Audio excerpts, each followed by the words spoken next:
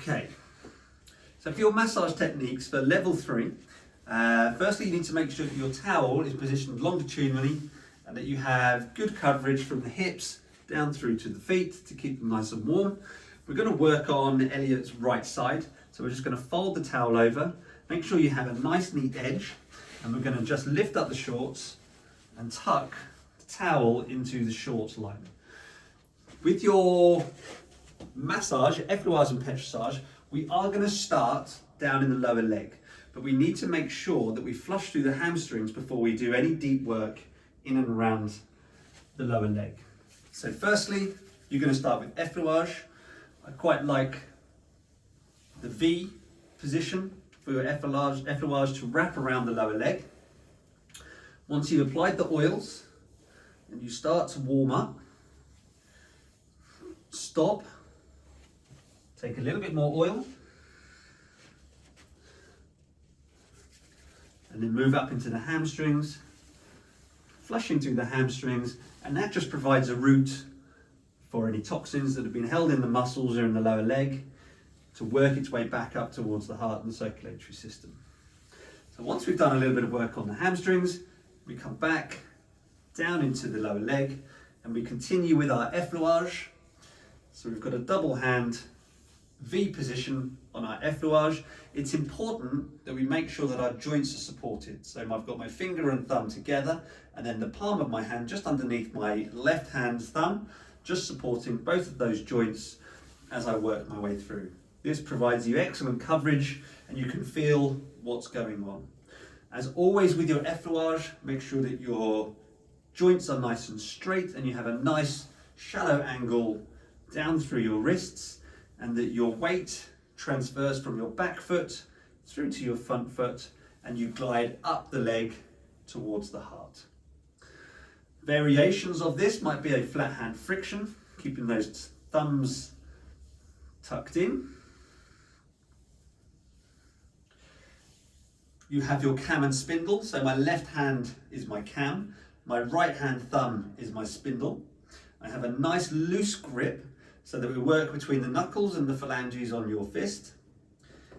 We're able to keep a nice straight joint through the wrist, and again we can provide more depth and a nice amount of coverage with our Effleurage.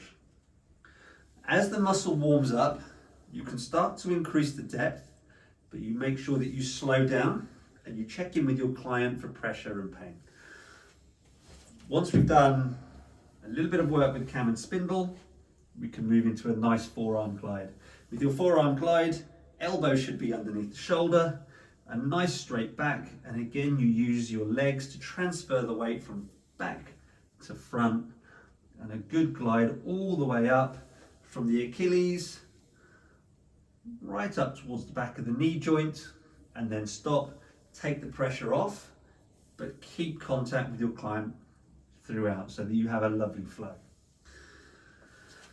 With your Petrissage, you have kneading, which is to lift the muscle, passing the muscle between each hand, and you transfer your weight from left to right in a sideways stance.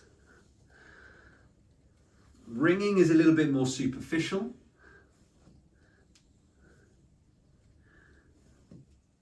Just passing the skin and superficial layers of the muscle between each other. We're looking to mobilize the muscle, reduce congestion within the muscle with your Petrissage. You could, if you are able, to lift and roll. And sometimes it's not possible, but you can lift and roll as a form of Petrissage as well. As you progress your treatment, you might find some areas that are a little bit firmer, a little bit denser to your touch, and you're starting to find areas of tension within the muscle. These might benefit from a compression. So a compression on the lower leg, have a little look for a line of tension. You can apply a light pressure with fingertips. If you use your thumbs, make sure your thumbs are flat and you use your body weight in order to apply that pressure. As long as you are balanced and centered, just bend the elbow, or bend the forearm up towards your shoulders, and then apply pressure down through your elbow.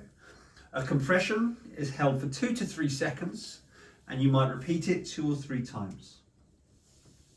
A simple kneading friction, again, you can use any of those tools, a thumb, a forearm, but you are looking for areas of tension. Create a little bit of pressure, and the pain level might reach like a 6 or 7 out of 10, and then little movements along the grain of the muscle. So never across, always with the muscle. And to finish your level 3 techniques, a little vibration, which is very superficial over the area that you've just worked, and is to just desensitize the area, and is a nice way to break up your techniques. To progress on to the soleus, you can do all those techniques again. You can either use a higher bolster, or if we lift up both legs, bring the bolster over to Elliot's left side and bring your left leg down back onto the couch. I can use my knee to provide support. This softens the gastrocnemius and allows you to work more directly on the soleus. In this position, we can use any of our techniques that we've just introduced, but I tend to favour using the forearm and the elbow. This is a great way of working through the soleus. Once it's warmed up, there can be some tension right down through the middle of the leg. Sorry, I'll back up a little bit. It's quite tender. Little compression and release, compression and release. That was quite tender, so a little vibration and back into effleurage. Okay.